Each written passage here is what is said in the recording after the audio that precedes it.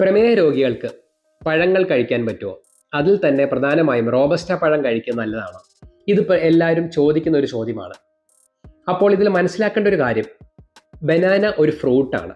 അതിൽ തന്നെ ഒരു വെറൈറ്റി പഴം മാത്രമാണ് റോബസ്റ്റ പഴം.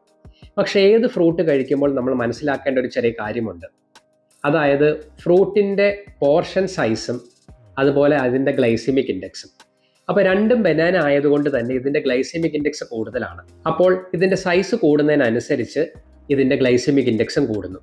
അതുപോലെ ഇതിൻ്റെ പഴുപ്പ് കൂടുന്നതിനനുസരിച്ച്, എസ്പെഷ്യലി ഒരു യെല്ലോ ബനാന ആവുകയാണെങ്കിൽ അതിൻ്റെ ഗ്ലൈസിമിക് ഇൻഡെക്സ് വീണ്ടും കൂടുന്നു.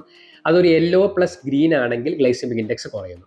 അപ്പോൾ നമ്മൾ പോർഷൻ സൈസ് നോക്കിയും അതുപോലെ അതിൻ്റെ റൈപ്നെസ് നോക്കിയുമാണ് അതിൻ്റെ ഗ്ലൈസിമിക് ഇൻഡെക്സ് മാറുന്നത്. സാധാരണ പഴവുമായി താരതമ്യം ചെയ്യുമ്പോൾ റോബസ്റ്റ പഴത്തിൻ്റെ ഫൈബർ കണ്ടന്റും പൊട്ടാസ്യം കൂടുതലാണ് എന്ന് മാത്രമാണ് അതിൻ്റെ ഒരു പ്രത്യേകത. അല്ലാതെ ഷുഗർ സ്പൈക്കിൻ്റെ കാര്യത്തിൽ രണ്ടും ഒരുപോലെ ഷുഗർ കൂട്ടും.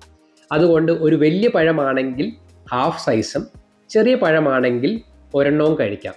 എസ്പെഷ്യലി ഒരു സ്നാക്കായിട്ട്, അതായത് നോർമൽ ഭക്ഷണം കഴിച്ച് അറ്റ്ലീസ്റ്റ് ഒരു 2 hours കഴിഞ്ഞ്, അതുപോലെ തന്നെ ഒരു എക്സസൈസിന് ശേഷമോ നമുക്കൊരു ചെറിയ സ്നാക്കായിട്ട് മാത്രമാണ് ബനാന ഉപയോഗിക്കേണ്ടത്.